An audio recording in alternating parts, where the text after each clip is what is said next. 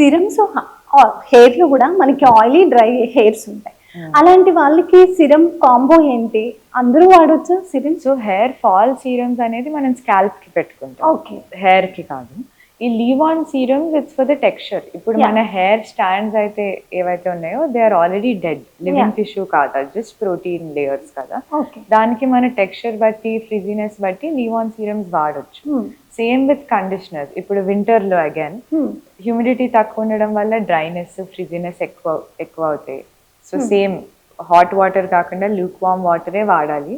Hot water వాడితే ఇంకా dry ఇంకా ఫ్రిజీ అయిపోతుంది. అండ్ డాండ్రఫ్ అనుకుని తెల్లగా వైట్ డ్రై స్కిన్ వస్తుంది కాబట్టి యాంటీ డాండ్రఫ్ షాంపూస్ వాడతాం. దానివల్ల ఇంకా డ్రై అయిపోతుంది స్కాల్ప్. సో మీది ఆయిలీ స్కాల్పా డ్రై స్కాల్పా ఐడెంటిఫై చేసుకుని దాన్ని బట్టి you have to use. Oily scalp dandruff గ్రీజీగా ఉంటే డాండ్రఫ్ షాంపూస్ వాడచ్చు. డ్రై స్కాల్ప్ అయితే ఆయిల్ మసాజ్ చేసుకోవడం and moisturizing hydrating shampoos, baby shampoos వాడడం వల్ల మీకు రిలీఫ్ ఉంటుంది. అండ్ వీక్లీ వన్స్ అట్లా హెయిర్ మాస్క్ వాడితే that is good. It locks in moisture and frizziness తగ్గుతుంది. ఊడిపోయిన జుట్టు మళ్ళీ వస్తుందా? అసలు అలాంటి ట్రీట్మెంట్స్ ఏమైనా ఉన్నాయా? అదే it starts with hair fall. అసలు ఎందుకు అవుతుంది అని, న్యూట్రిషనల్ హెయిర్ ఫాల్ అయితే ఆ కాజ్ మనం కరెక్ట్ చేయగానే ఓవర్ టైం తిరిగి at least 70-80% of the hair and volume వెనక్కి వచ్చేస్తుంది.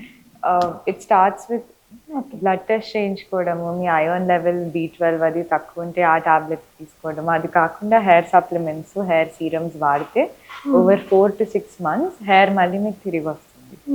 బట్టతల వచ్చే వాళ్ళకి మాత్రం ఓన్లీ టాబ్లెట్స్ సీరమ్స్ వల్ల ఎంటైర్లీ హెయిర్ తిరిగి రాకపోవచ్చు.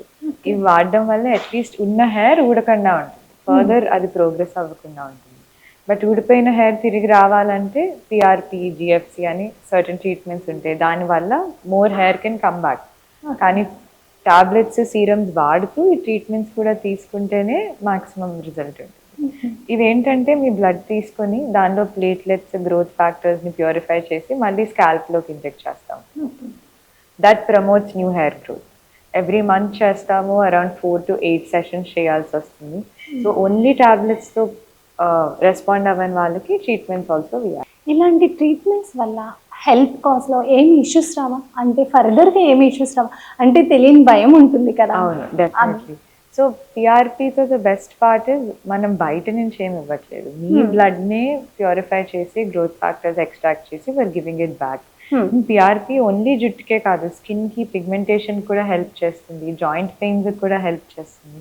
మీకు ఏదైనా యాక్సిడెంట్ అయ్యి స్కార్ ఫామ్ అయ్యి సర్జరీ అది చేస్తే ఆ ఏరియా హీలింగ్కి కూడా హెల్ప్ చేస్తుంది. So whenever there is a problem, PRP and its growth factors help in correcting it. అట్లానే హెయిర్కి కూడా. సో అదర్వైజ్ ఏమి PRP is actually దాన్ని ఏమంటారు, it is almost a fix for everything. A issue ఉన్నా సరే రిపేర్ కావాల్సినప్పుడు PRP ఇస్తే ఇట్ కరెక్ట్. అది ట్రీట్మెంట్ కంప్లీట్ అయిపోయాక మళ్ళీ దానికి ఎలాంటి ప్రికాషన్స్ తీసుకోవాలి? అంటే మళ్ళీ మనకి న్యూ హెయిర్ అనేది ఫామ్ అవుతుందా స్కాల్ప్ మీద? సో జెనెటిక్ ఇష్యూస్లో, బట్టతల కేసెస్లో మాత్రం ప్రికాషన్స్ ఎప్పటికీ తీసుకోవాలి. మీకు జుట్టు కావాల్సినంత వరకు మీరు సీరమ్స్ వాడాలి. Yearly twice or yearly thrice treatments కూడా చేయించుకోవాల్సి వస్తుంది సివియర్ అయితే. కానీ ఈ nutritional deficiencies or post pregnancy, Covid తర్వాత ఇట్లాంటి హెయిర్ ఫాల్ కేసెస్ మనం ట్రీట్మెంట్ ఇచ్చి వాళ్ళకి జుట్టు రావడం స్టార్ట్ అయ్యి వాళ్ళ వాల్యూమ్ వాళ్ళకి తిరిగి వచ్చేసాక వాళ్ళు healthy diet, healthy life style maintain చేస్తే చాలు. స్పెసిఫిక్గా జుట్టుకి ఎక్కువ ఏం చేయక్కర్లేదు. ఈ జెనెటిక్ కాజెస్లో మాత్రం ఎప్పటికీ జుట్టు కావాలనుకున్న, బికాజ్ మనం జెనెటిక్స్కి అగేన్స్ట్గా we're trying to keep the hair కదా, ఎక్కువ రోజులు ట్రీట్మెంట్ తీసుకోవాల్సి అవసరం. అంటే హెయిర్ ఎక్కువ డాండ్రఫ్ వల్ల ఊడే వాళ్ళు ఎలాంటి జాగ్రత్తలు తీసుకోవాలి? సో డాండ్రఫ్ ఎందుకు వస్తుందంటే ఆయిలీ స్కాల్ప్, మన బాడీలోంచి ఆయిల్ ఎక్కువ ప్రొడ్యూస్ అయ్యి ఆ ఆయిలీ స్కాల్ప్లో ఫంగస్ గ్రో అవుతుంది, మ్యాలసీజియా అని. అది గ్రో అయ్యి అట్లా పొడి పొడిగా డెడ్ స్కిన్ ఫంగస్తో పాటు కలిసి అలా వైట్గా వస్తుంది. దాన్ని డాండ్రఫ్ అంటాం.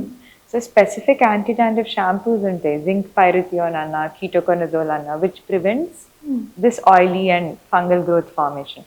ఇవి వాడుతుంటే దట్ స్టేస్ అండర్ కంట్రోల్. కానీ యాంటీ డాండ్రఫ్ షాంపూస్ వల్ల చాలాసార్లు హెయిర్ డ్రై అయిపోతుంది, బికాజ్ అవి ఆయిలీనెస్ తగ్గిస్తాయి కదా, హెయిర్ ఫ్రిజీ అవ్వడం, డ్రై అవ్వడం అవ్వచ్చు. So what you can do is initially dandruff ఎక్కువ ఉన్నప్పుడు దాన్ని కంటిన్యూస్గా వీక్లీ థ్రైస్ అట్లా వాడచ్చు. తగ్గిపోయాక వీక్లీ వన్స్ మెయింటెనెన్స్ కింద అది వాడి మిగిలిన సార్లు మీ కాస్మెటిక్ షాంపూ వాడితే your texture also stage. At the same time ఆ షాంపూతో హెయిర్ అంతా వాష్ చేయకుండా ఓన్లీ స్కాల్ప్కే వాష్ చేసి రిమైనింగ్ హెయిర్కి మనం రెగ్యులర్ సల్ఫేట్ ఫ్రీ షాంపూస్ అట్లా వాడినా సరే హెయిర్ టెక్స్చర్ పాడవకుండా ఉంటుంది. At the same time dandruff తగ్గుతుంది.